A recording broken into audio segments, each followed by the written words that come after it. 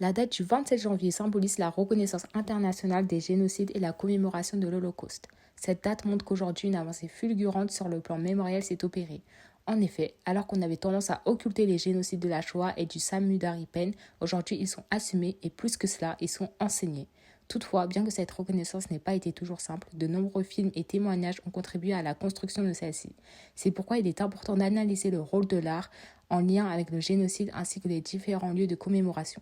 Tout au long de ce podcast, il s'agira de se demander à la fois en quoi la sortie faite au mémorial de la Shoah a-t-elle contribué à la mise en lumière du génocide et des lieux mémoriels qui en découlent et en quoi le film de Claude Lanzmann permet-il de rendre visible l'indicible. Ce podcast sera divisé en 3 parties dans lesquelles nous expliquerons d'abord le déroulement de la journée et ce qu'on a pu y apprendre. Ensuite, nous nous intéresserons aux lieux de mémoire mis en place dès la fin du XXe siècle ainsi que le film de Claude Lanzmann.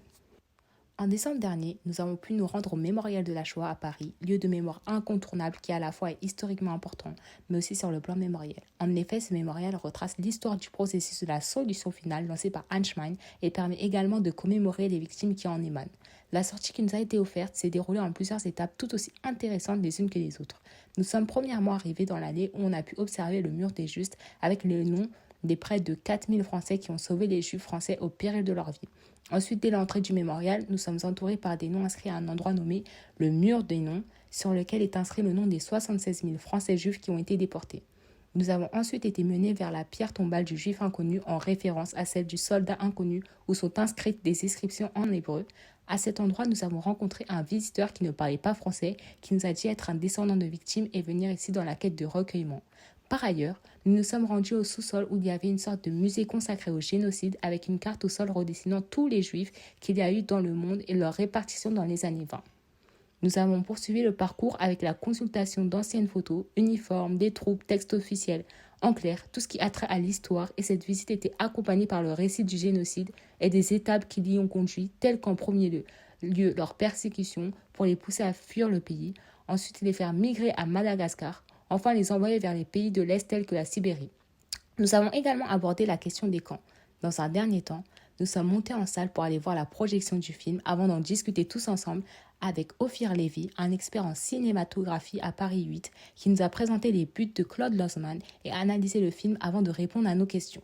Le mémorial de la Shoah est un lieu de mémoire du génocide des Juifs situé à Paris dans le quartier du Marais.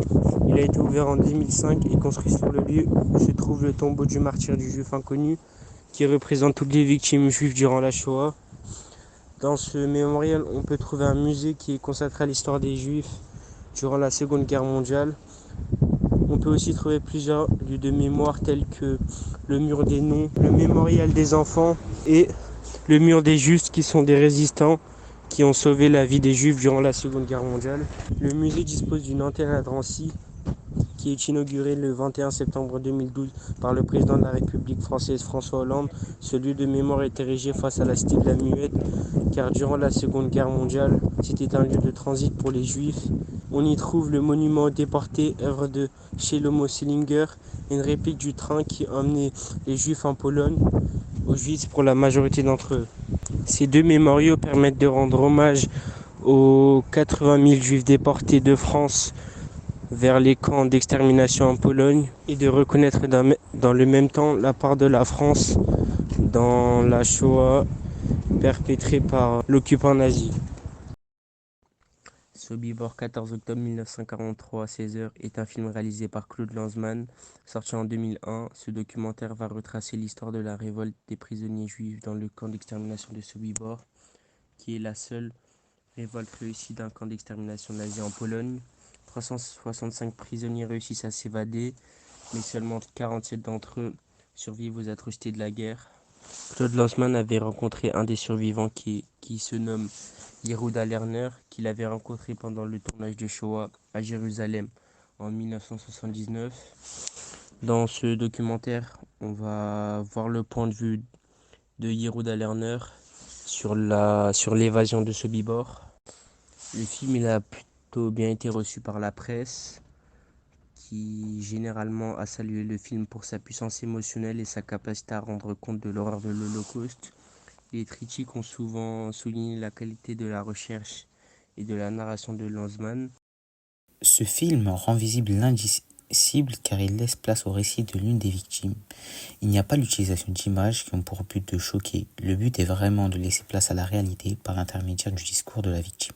Le documentaire pousse à l'utilisation de notre imagination, car tout au long du film, il y a des images actuelles du camp de Sobibor qui n'existent plus, ce qui pousse au scepticisme quant à la véracité qu'il y ait et la possibilité qu'il y ait eu un lieu pouvant entraîner tant d'horreur, puisqu'il n'y a que des champs dans l'emplacement de l'ancien camp.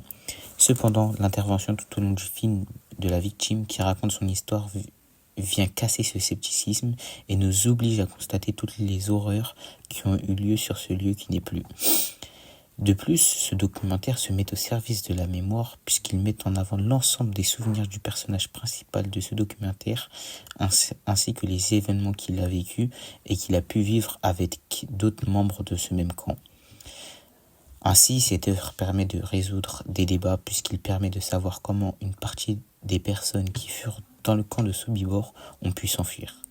Il a permis aussi de mettre en avant le discours rare d'une personne qui a échappé à plusieurs reprises aux divers camps et à l'Allemagne nazie. Ainsi s'achève notre présentation qui a mis en lumière le pouvoir de l'art qui est celui de mettre en avant la mémoire et de rendre justice aux victimes de la Shoah. Aujourd'hui, d'autres génocides sont mis en lumière comme celui des Tziganes où on observe des mémoriaux qui ont été mis en place de 1956 à 2012.